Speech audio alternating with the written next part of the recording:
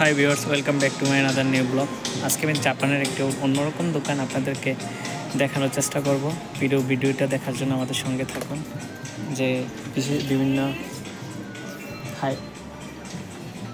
জাপানে আসলে যে বিভিন্ন জিনিস আছে যেগুলো সাজানোর জন্য, পাথর, তারপরে এগুলা অনেক সুন্দর। তারপরে কিছু জিনিসপত্র আছে মেয়েদের, বিশেষ করে মেয়েদের জিনিসপত্র। এটা অনেক সুন্দর, যে আংটিগুলা, এগুলা আসলে মালা জাপানের মেয়েরা ইউজ করে থাকে। আর বিভিন্ন চেইন দেওয়া আছে এদিকে, যেগুলো প্রাইস হচ্ছে 6500 ইয়েন করে।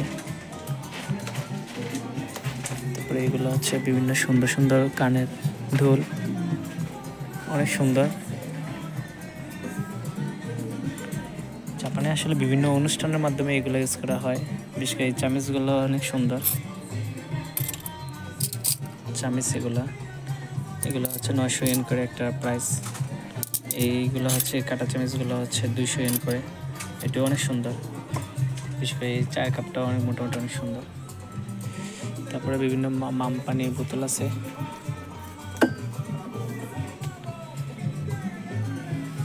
সবগুলোই মোটামুটি সুন্দর, বাট এগুলোর প্রাইস হচ্ছে সবগুলোই 1000 ইয়েন করে। এগুলো হচ্ছে ঘর সাজানোর জন্য, বিভিন্ন সোফা, তারপরে এগুলোর উপরে বিভিন্ন সাজায়। উপরের জিনিসগুলো অনেক সুন্দর।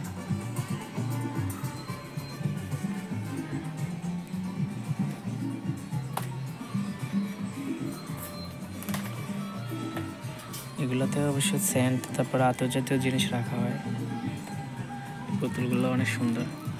এই দেশে তো খ্রিস্টান, ওরা সব এইগুলো ইউজ করে আসলে পূজা টুজা করে। বিশেষ করে খ্রিস্টান না, বৌদ্ধ। ওরা বাবারি বাবা দেখলে ভয় করে। তারপরে কিছু মূর্তি আইটেম দেওয়া আছে। এগুলা ওরা তো বৌদ্ধ, সেজন্য এগুলো আসলে ইউজ করে ঘর সাজানোর ক্ষেত্রে। বিভিন্ন বই টইও দেয় জাপানিজদের।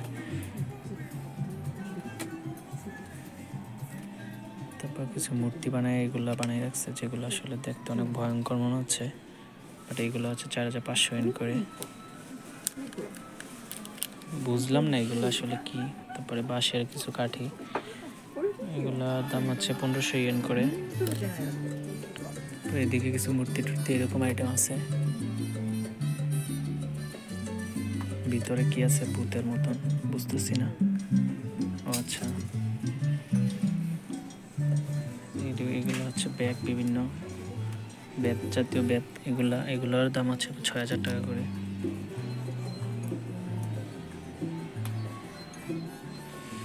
তারপরে ছোট ছোট পার্সেল, হ্যান্ড পার্সেল, এগুলো হচ্ছে 5000 টাকা করে। 5900 মানে 6000 টাকা করে। তারপরে এগুলো হচ্ছে ঘরে সাজানোর জন্য। এটিও অনেক সুন্দর। মোটামুটি এটির দাম হচ্ছে 800 ইয়েন করে। তারপরে বিভিন্ন আতরবাতি, এগুলা পূজা করে, যেহেতু এগুলা বিশেষ করে সাজায়।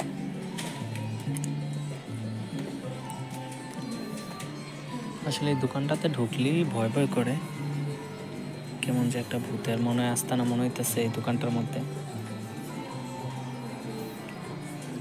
তারপরে পূজা করার জন্য এই মূর্তিগুলা। আচ্ছা, যাই হোক, এক কথায় যেটা, জাপানে যেহেতু বৌদ্ধ, ওরা এইগুলা সরঞ্জাম, ওদের যে বৌদ্ধদের ড্রেস, এগুলো হচ্ছে সবগুলাই পাওয়া যায় এই দোকানের মাধ্যমে। আর মোটামুটি রিজনেবল প্রাইস এগুলো। তো পুরো ভিডিওটা দেখার জন্য ধন্যবাদ। নেক্সট ভিডিও দেখার জন্য অবশ্যই আপনাদেরকে অনুরোধ করা হলো। আপনারা যদি নতুন হয়ে থাকেন তাহলে অবশ্যই চ্যানেলটা সাবস্ক্রাইব করে সঙ্গে থাকবেন। আল্লাহ হাফেজ।